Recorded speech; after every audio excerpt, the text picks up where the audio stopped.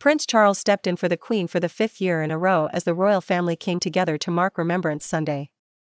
Prince Charles supported once again the Queen in her duties as he stepped in for her in leading the country during the National Service of Remembrance.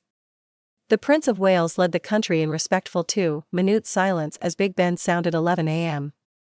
He then solemnly laid a wreath of red poppies at the foot of the cenotaph on behalf of Her Majesty, as he has been doing since 2017.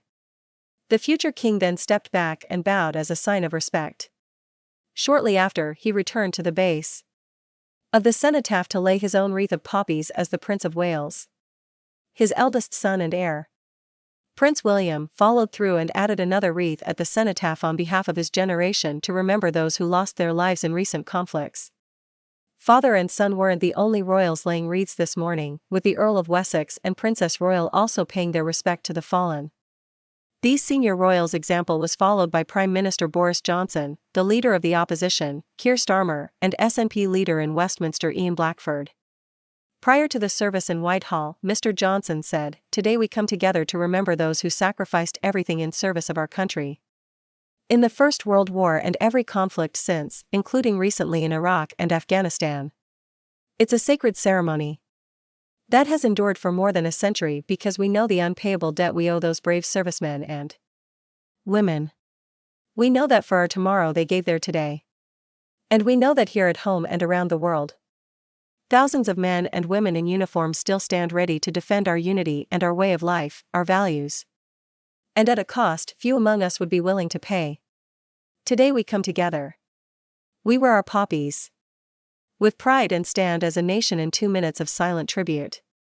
The Queen was meant to take part in the ceremony from one of the nearby balconies of the Foreign and Commonwealth Office building as she has been doing over the past 5 years. However, Buckingham Palace announced earlier this morning the Queen was pulling out of the commemorations with deep regret. The statement read, "The Queen, having sprained her back, has decided this morning with great regret that she will not be able to attend today's Remembrance Sunday service at the cenotaph. Her Majesty is disappointed that she will miss the service." A source at the palace added the Queen is deeply disappointed to be missing today's service as she regards this appointment at the cenotaph as one of the most significant engagements of the year. Attendees at the service appeared to celebrate Her Majesty through a particularly loud rendition of God Save the Queen, as reported by the Daily Express royal correspondent Richard Palmer.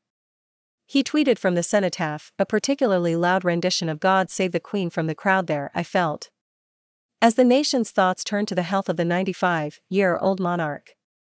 Since October 20th, she has missed a few in-person important appointments in the royal diary, including the evening reception at COP26 and the Festival of Remembrance. On Tuesday, she will not take part in an in-person engagement alongside her younger son Prince Edward." The palace said last week, mindful of her doctor's recent advice, the Queen has decided not to attend the General Synod service and opening session on Tuesday, November 16.